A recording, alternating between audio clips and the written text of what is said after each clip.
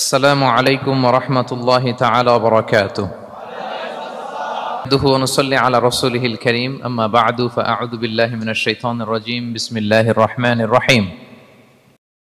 وإذا سألك عبادي عني فإني قريب أجيب دعوة الداعي إذا دعان فليستجيبوا لي وليؤمنوا بي لعلهم يرشدون. صدق الله العظيم. رب اشرح لي صدري ويسر لي أمري واحلل عقدة من لساني يفقهوا قولي.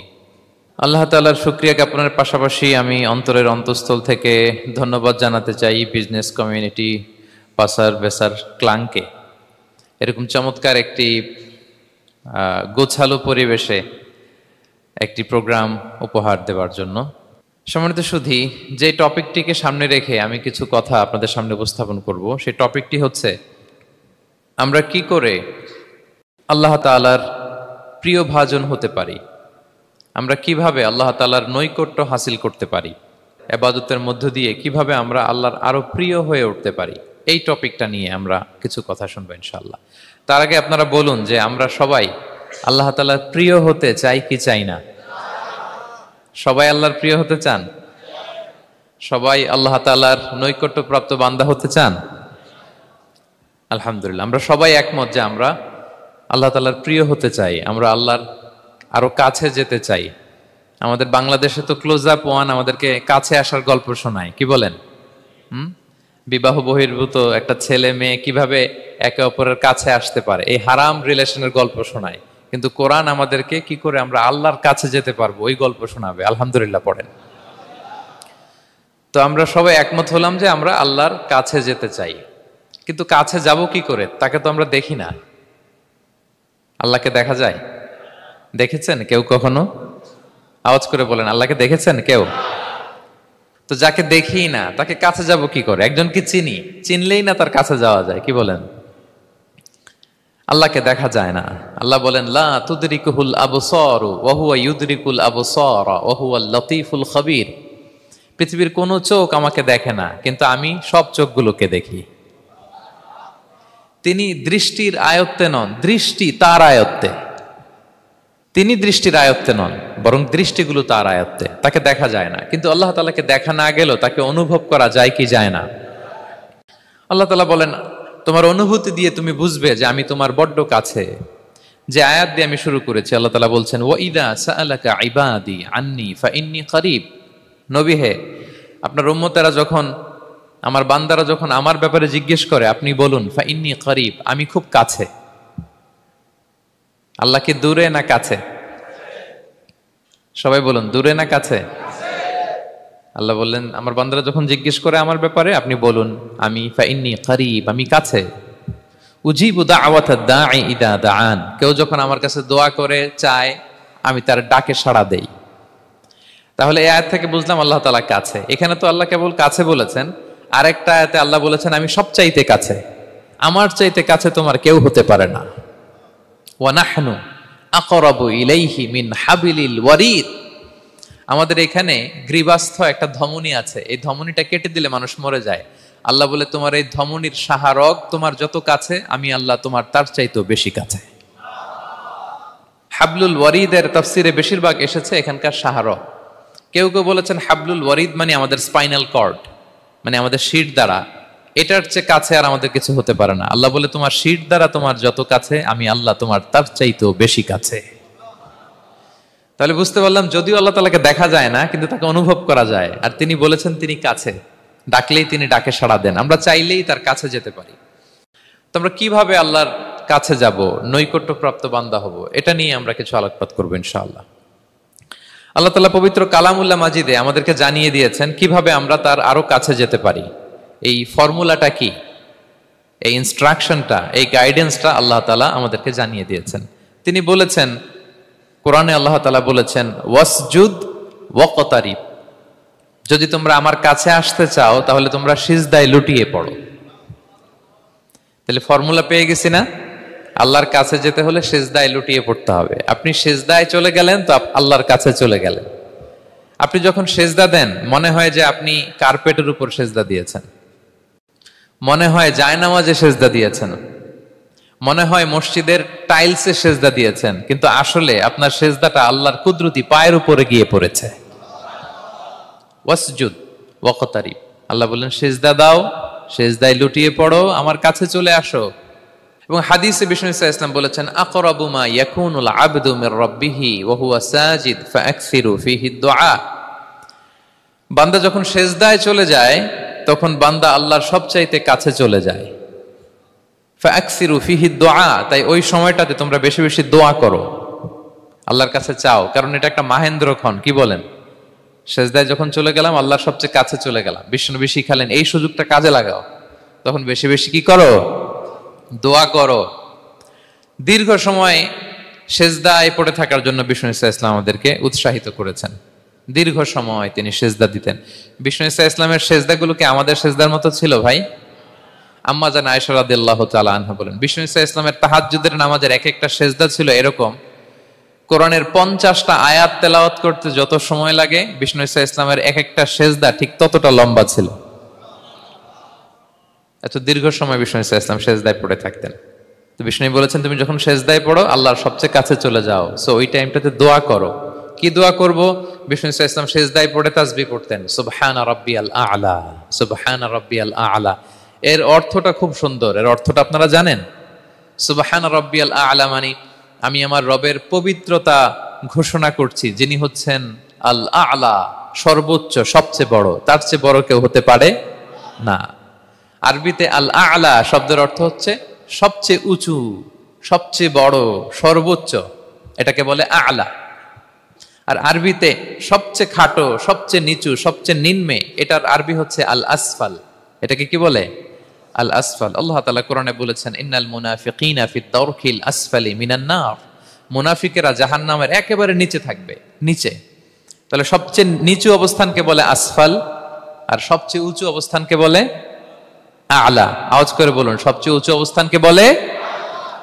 আমরা ওইটাই বলি আল্লাহকে, সুবহানা রাব্বিয়াল আ'লা, আমি আমার রবের পবিত্রতা ঘোষণা করছি, যিনি আ'লা, সর্বোচ্চ।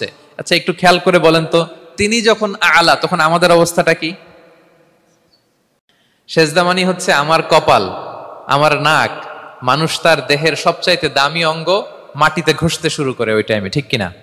মানে আমার ইগো, আমার অহংকার, আমার দাম্ভিকতা সবকিছু ঝেড়ে ফেলে দিয়ে আমি আমার সর্বোচ্চ সাবমিসিভনেস, লয়ালটি, আনুগত্য, হাম্বলনেস, বিনয় আল্লাহর কাছে দেখাচ্ছি। সেজদায় আমরা যত ছোট হই এর চেয়ে ছোট আর হওয়া যায় না। সেজদায় আমরা যতটা বিনয়ী হই, একটা মানুষ এর চেয়ে বিনয়ী আর হতে পারে না। এই তো নামাজ শুরু করলাম, আল্লাহু আকবার, এরপর রুকুতে জাস্ট বো ডাউন আর হেড, মাথা একটু ঝুঁকালাম, আর সেজদায় একেবারে মাথাটারে কি করলাম? মাটিতে মিলিয়ে দিলাম। তার মানে আমি চলে গেলাম আসফালে। আসফাল মানে সবচেয়ে নিচে, আমি চলে গেলাম সবচেয়ে, আর সবচেয়ে নিচে যে আমি ঘোষণা দিলাম সুবহানা রাব্বিয়াল, মানে হে রব, আপনার প্রশংসা, আপনার পবিত্রতা, আপনি আ'লা। আল্লাহ, আমি আর নিজেকে এর চেয়ে তুচ্ছ করতে জানি না, এর চেয়ে ছোট আর করতে পারি না, আমি আমার নিজেকে উজাড় করে দিলাম, সবচেয়ে ছোট, তুচ্ছ, নগণ্য করে আপনার সামনে উপস্থাপন করে আমি ঘোষণা দিচ্ছি সুবহানা রাব্বিয়াল আ'লা। পবিত্রতা সেই রবের যিনি আ'লা, সর্বোচ্চ। সুবহানাল্লাহ পড়েন।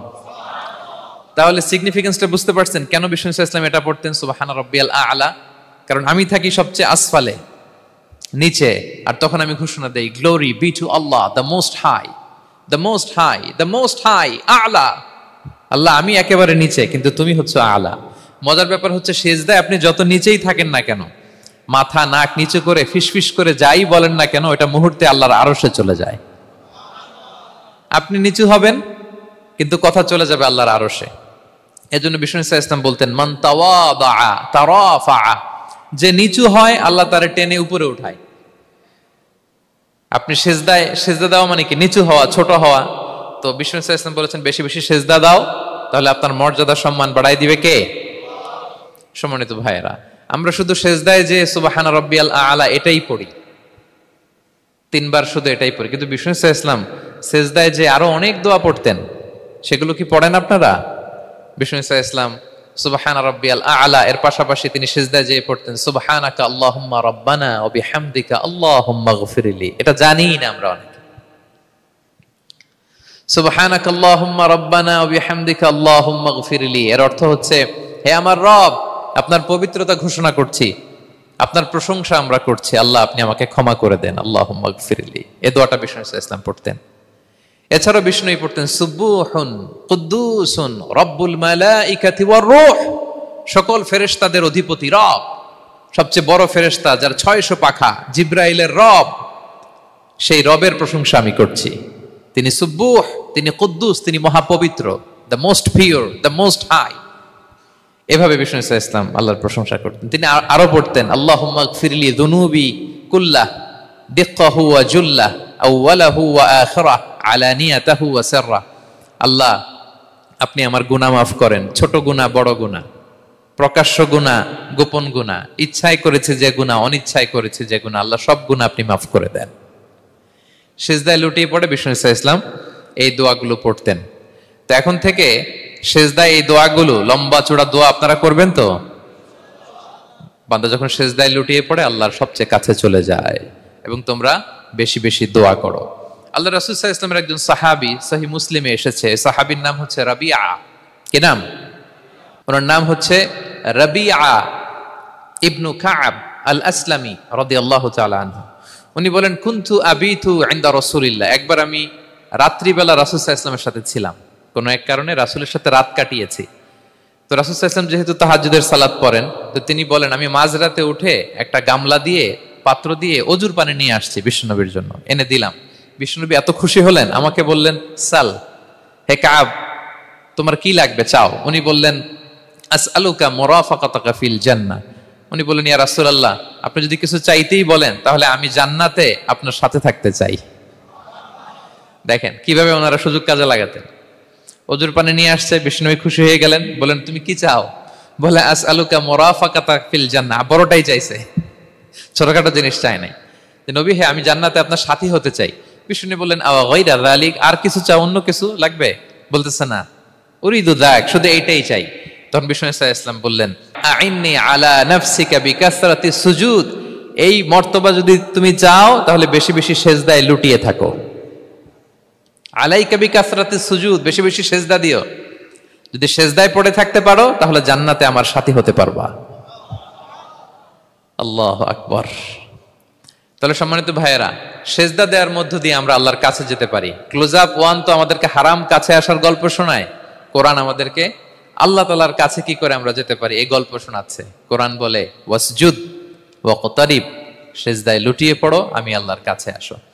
তাহলে বেশি বেশি সেজদা দেওয়ার মধ্য দিয়ে আমরা আল্লাহ তাআলার প্রিয় ভাজন হতে পারি, আমরা তার কাছে যেতে পারি। এবং কিয়ামতের দিন আল্লাহ তাআলা আমাদের সবাইকে সেজদা দিতে বলবেন।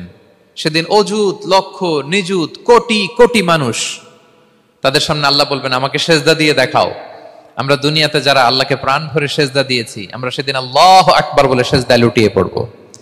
কিন্তু যারা সেজদা দেয় নাই, অথবা যারা লোক দেখানো সেজদা দিয়েছে, তারা সেজদা তো দূরের কথা, ওদের পিঠটাই বাঁকা করতে পারবে না। আল্লাহ বলেন ইয়াউমা ইউকশাফু আন সাকিন ওয়া ইউদআউনা ইলা সুজুদি ফালা ইস্তাতিউন, সেদিন আল্লাহ তাআলা তার পায়ের গোছা উন্মুক্ত করবেন। অনেকে বলে হুজুর আল্লাহরও পা আছে?